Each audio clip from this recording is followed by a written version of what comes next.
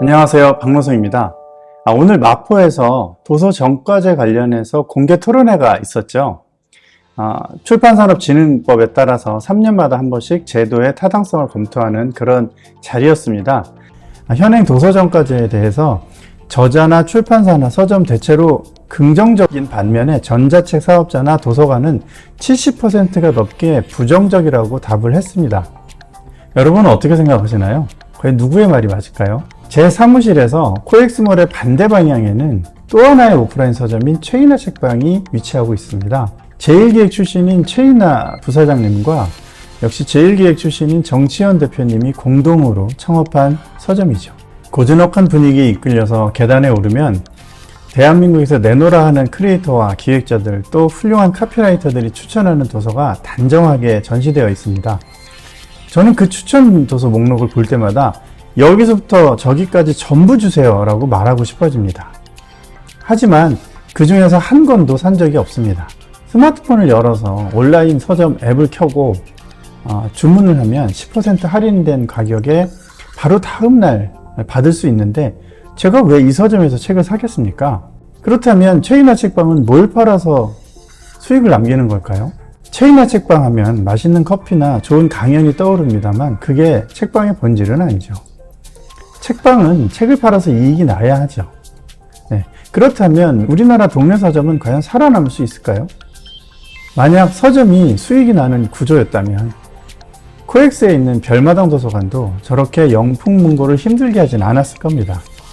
당연하다고 생각하는 분들이 많겠지만 저는 여기서 뭔가 기울어진 느낌을 지울 수가 없습니다. 이러한 상황을 이해하기 위해서는 도서정가제를 먼저 살펴봐야 합니다. 2019년 10월 14일 청와대 청원 게시판에 도서정가제 폐지 안건이 올라온 적이 있습니다. 한 달간 총 20만여 명의 국민이 동의한 청원인의 주장은 다음과 같았습니다. 처음에는 도서정가제를 시행할 때 동네 서점 살리기를 캐치프레이즈로 내걸지 않으셨습니까? 중소규모의 서점과 출판사가 같은 조건으로 경쟁하기 위해서 실행한다고 했습니다. 지역서점은 2014년 1625개에서 2017년 1535개로 감소했고요. 오프라인 서점은 2009년 2846개에서 2017년 2050개로 감소했습니다. 2014년도까지의 도서정가제는 비교적 합리적인 측면이 있었습니다. 소비자 입장에서는 저렴할수록 좋지만 중소서점과 출판사와의 상생을 위해서 어느 정도의 규제는 같이 감당할 수 있었습니다.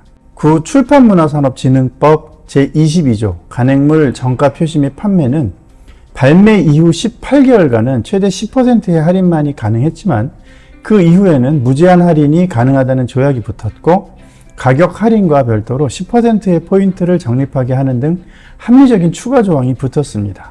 하지만 최재천 전 의원이 발의한 현 출판문화산업진흥법 제22조 간행물 정가 표시 및 판매는 발매일과 관계없이 모든 책이 10%의 가격 할인만을 가능하게 하였고 도서관, 군부대, 교도소 및 공공기관의 복지의 개념으로 할인을 적용하게 할 수 있었던 조항마저 폐지했습니다. 정부는 여러 기관의 입장을 수렴해서 그 의견을 개진합니다. 그러면 늘 그 논의는 이전과 크게 다르지 않게 마무리되죠. 이해관계자들의 입장을 듣고 정부의 답변 이후에 합의된 내용에는 애초에 문제 제기한 사람의 의도는 완전히 사라져 있기 마련입니다. 소비자가 선택할 수 있는 기회를 달라거나 후생을 높여달라는 취지가 합의사항 어디에도 묻어있지 않기 마련이죠. 도서정가제 폐지에 대한 쟁점을 정리해보면 다음과 같습니다.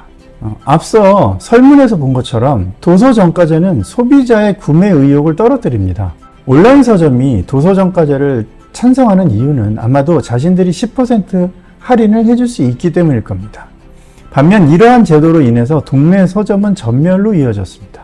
동네 서점이나 오프라인 서점에서 1,000원에 파는 도서를 온라인에서 900원에 판매합니다. 게다가 배송료도 받지 않습니다. 동네 서점이 장사가 안 되는 이유가 바로 이 때문이죠. 왜 동네 서점은 10% 할인을 안 해줄까요? 도서정가제 때문일까요? 그럼 왜 온라인 서점은 10% 할인해 줄까요? 이게 도서정가제 위반은 아닙니까? 헷갈리기 시작합니다. 도서정가제는 온라인 서점의 자본력 게임으로부터 영세 서점을 지켜줍니다. 도서정가제 시행 전 온라인 서점에서는 대량 매입으로 정가의 30-40%에 판매하는 이벤트를 종종 했었죠. 저 역시 온라인 서점 할인 행사를 꼬박꼬박 챙겨봤던 기억이 납니다.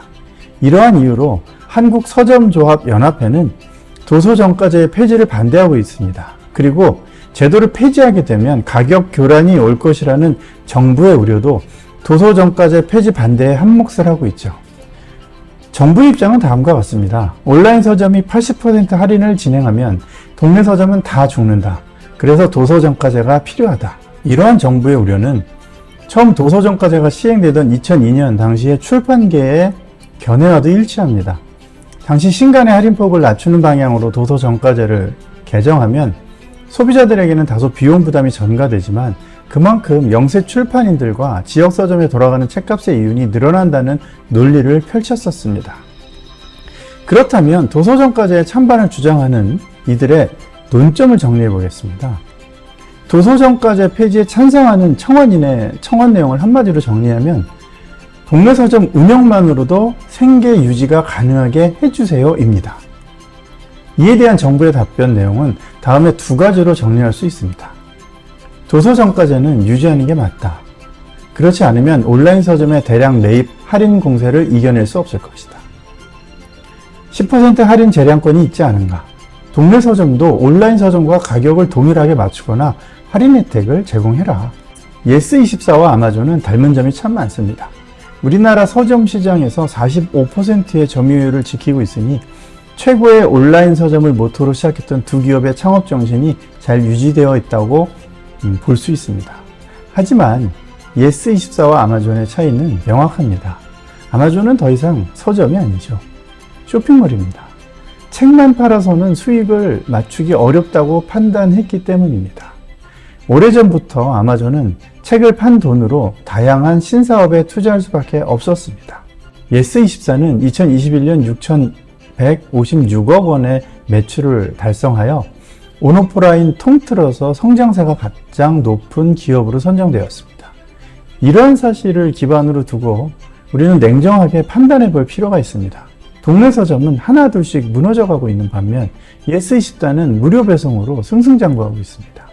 아마존처럼 다른 제품을 팔 이유도 없고 오프라인 서점보다 10%나 저렴하니까 그야말로 책만 팔아도 많은 수익을 낼 수 있는 구조죠. 저는 어릴 적 꿈이 서점 주인이었습니다. 책과 책 읽는 사람을 좋아했고 책 읽는 사람과 이야기하는 것이 좋았기 때문입니다. 하지만 현 시점에서 동네 서점을 운영하면 말리고 싶습니다. 같은 제품을 온라인 서점보다 비싸게 파는데 누가 동네 서점에서 책을 사려고 하겠습니까? 삼성동 코엑스몰의 그 금싸라기 땅에 치타야처럼 책이 살아 숨쉬는 서점을 만들지 못하고 단순히 전시용 책과 책장으로 인테리어를 할 수밖에 없었던 신세계그룹의 고민은 바로 여기서 시작된 겁니다.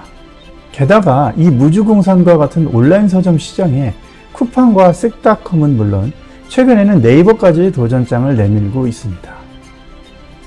정부와 국민의 무관심 속에서 동네 서점이 완전히 사라질지도 모르는 위기에 봉착하게 된 것이죠. 도서정가제는 유통 과정에서 정해진 비율 이상으로는 책값을 할인할 수 없도록 만든 제도를 말합니다. 백원근 책가사회연구소 대표에 따르면 출판사 수는 개정 도서정가제가 시행된 2014년 46,982곳에서 2020년에는 67,203곳으로 증가했습니다. 발행 종수도 같은 기간 47,589종에서 61,181종으로 크게 늘었죠. 독립서점 수도 많이 늘었는데요. 도서정가제 시행 직후인 2015년 97곳에서 2021년에는 745곳으로 7배 넘게 늘었습니다. 도서평균 가격은 2014년 15,631원에서 2020년에는 17,116원으로 증가했습니다.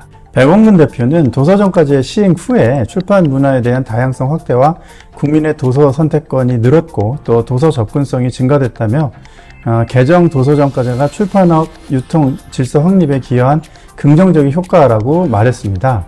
하지만 부정적인 시각도 만만치 않습니다. 이정원 한국서점조합연합회 부회장은 무료 배송에 따른 실제적인 경제상 이익은 정가의 35%나 되는 만큼 인터넷 서점의 무료 배송을 금지해야 한다고 주장하기도 했습니다. 책을 보는 사람이 없는 것은 책을 볼 공간이 없기 때문입니다. 별마당 도서관과 영풍문고는 책을 볼 수 있는 상징적인 공간임을 잊지 말아야 합니다. 그렇기 때문에 별마당 도서관에 새로운 책을 유입시켜야 합니다. 오래된 책이 즐비한 낡은 서가가 아니라 새롭고 싱싱한 책들이 넘치는 출판사의 잔치마당이 펼쳐져야 하는 것이죠. 그러기 위해서는 우선 도서정가제의 개정으로 온라인 서점과 오프라인 서점이 동일한 가격 정책을 유지할 수 있어야 합니다.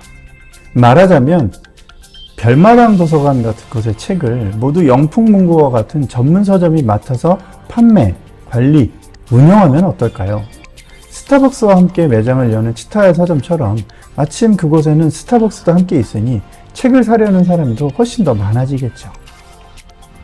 동네에 좋은 서점이 가득한 그런 날, 별마당 도서관을 오픈하던 정용진 부회장의 바람대로 대한민국의 독서붐도 다시금 일어나리라고 생각합니다.